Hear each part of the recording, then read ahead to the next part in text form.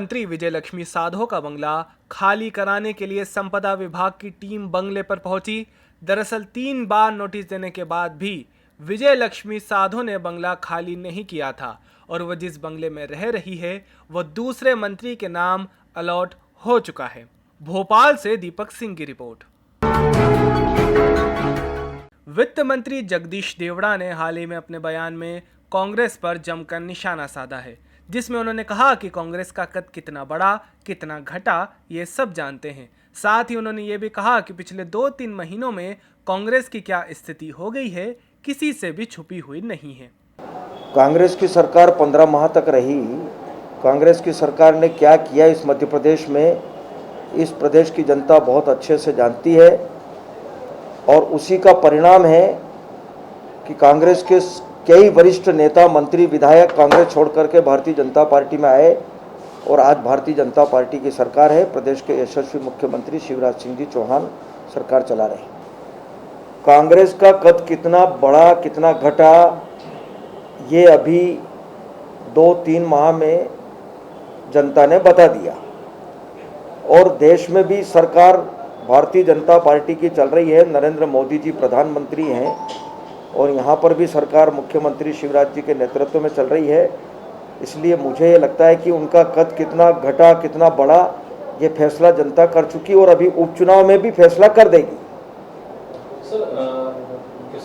धीरे धीरे अर्थव्यवस्था धीरे धीरे पटरी पर आ रही है, क्योंकि कोरोना के संकट के कारण 3 माह से सारे काम बंद थे, रोजगार बंद थे, उद्योग बंद थे, आवागमन के साधन बंद थे। तो निश्चित रूप से अर्थव्यवस्था पर अंतर आया है, फर्क पड़ा है। ये पूरे देश में पड़ा है, सभी प्रदेशों में पड़ा है और ये कोरोना का संकट कोई अकेले हिंदुस्तान का नहीं है, पूरे विश्व का संकट है और पूरे विश्व की अर्थव्यवस्थाएं गड़बड़ाई है। तो निश्चित रूप से अब ये कोरोना का संकट धीरे धीरे कम होगा। हम तो परमात्मा से प्रार्थना कर रहे हैं कि यह कोरोना का संकट से जल्दी हमको मुक्ति मिले और धीरे धीरे ये सारी अर्थव्यवस्था पटरी पर आए। भोपाल से दीपक सिंह की रिपोर्ट। ग्वालियर की क्राइम ब्रांच पुलिस ने अवैध गांजे की बड़ी खेप पकड़ने में सफलता पाई है। पुलिस ने 4 आरोपियों को गिरफ्तार कर उनके कब्जे से 45 किलो अवैध गांजा पकड़ा है, जिसकी कीमत 4.5 लाख रुपए बताई जा रही है। पुलिस अधीक्षक अमित सांघी ने पत्रकारों को जानकारी देते हुए बताया कि क्राइम ब्रांच को सूचना मिली थी कि डबरा की तरफ से 2 गाड़ियों में बड़ी मात्रा में अवैध गांजा ग्वालियर लाया जा रहा है, जिसके बाद क्राइम ब्रांच ने घेराबंदी की थी। तभी तैनकपुर की तरफ से पुलिस पार्टी को एक हुंडई कार आती हुई दिखी, जिसे रोका तो उसमें बैठे 2 लोगों ने भागने का प्रयास किया तो उन्हें पकड़कर कार की तलाशी ली गई, जिसमें पिछली वाली सीट के नीचे से 7 पैकेट गांजे के बरामद हुए। 44 किलो गांजा जब्त हुआ है, जो कि 2 वाहनों से जब्त हुआ है। एक वेन्यू कार थी और एक लोडर आयशर वाहन था। ये दोनों वाहन उड़ीसा से आ रहे थे। मुखबिर की सूचना पे इनको जोरासी घाटी के पास से पकड़ा गया है और इसमें जो सुनील शर्मा और सुनील पराशर भी लिखता है, ये इस पूरे जो गांजे की खेप है इसमें लाने का मास्टरमाइंड है। पूर्व में भी ये इस तरह का काम कर चुका है और ये चारों आरोपियों को हिरासत में लिया गया है और इनसे पूछताछ की जा रही है। जो लोडर वाहन है उसमें इन्होंने एक गुप्त बॉक्स बना रखा था, जो कि पीछे से देखने में समझ में नहीं आता था और इसी में छुपा के ये अपना गांजे की खेप लाया करते थे। ग्वालियर से ओमपाल कौरव की रिपोर्ट।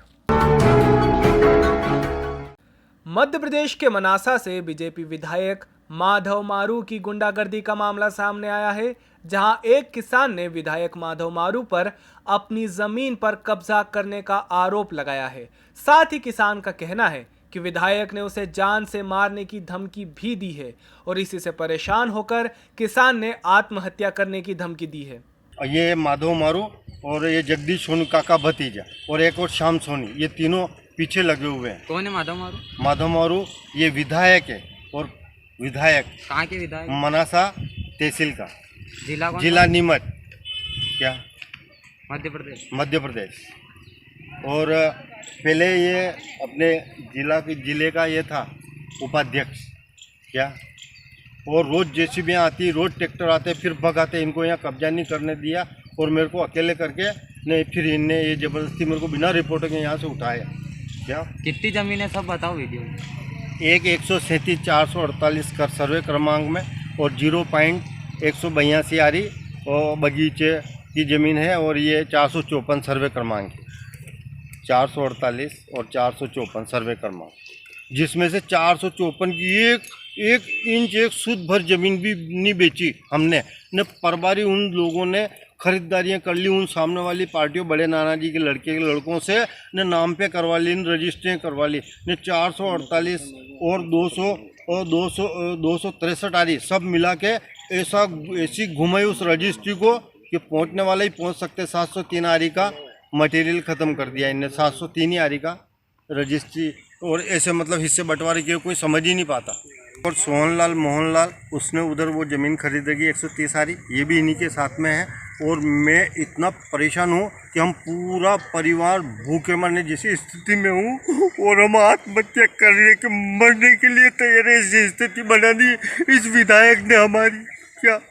और मेरे को बिना रिपोर्टों के उठाया, और एक एक रिपोर्ट डाली मैंने, हस्तलिखित डाली। इतनी सेटिंगें चलती हैं इनकी, जहाँ रिपोर्ट लिखवाने जाओ वहाँ पे भी रिपोर्ट नहीं लिखते, उसके अंदर वो दूसरे पॉइंट घुसेड़ देते हैं, क्या। और मन के माफिक इनने ऐसे लिखवाए कि कुछ भी नहीं कह सकते, जबकि पुराने ज़माने से आज में 3 पीढ़ी का कब्जा है यहाँ पे, क्या।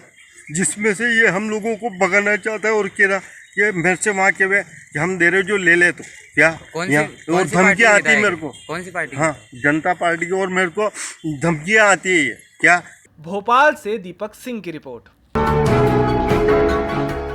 लॉकडाउन के चलते आपराधिक घटनाओं और अपराधी दोनों पर अंकुश लग गया था, लेकिन जैसे ही अनलॉक हुआ और उपचुनाव ने ग्वालियर और चंबल में दस्तक दी, उसके बाद से अपराधी और आपराधिक घटनाएं जैसे दोनों ने जोर पकड़ लिया, जिसके चलते ग्वालियर पुलिस ने एक शातिर हथियार तस्कर को गिरफ्तार किया है, जो अपराधियों तक अवैध हथियार पहुंचाता था।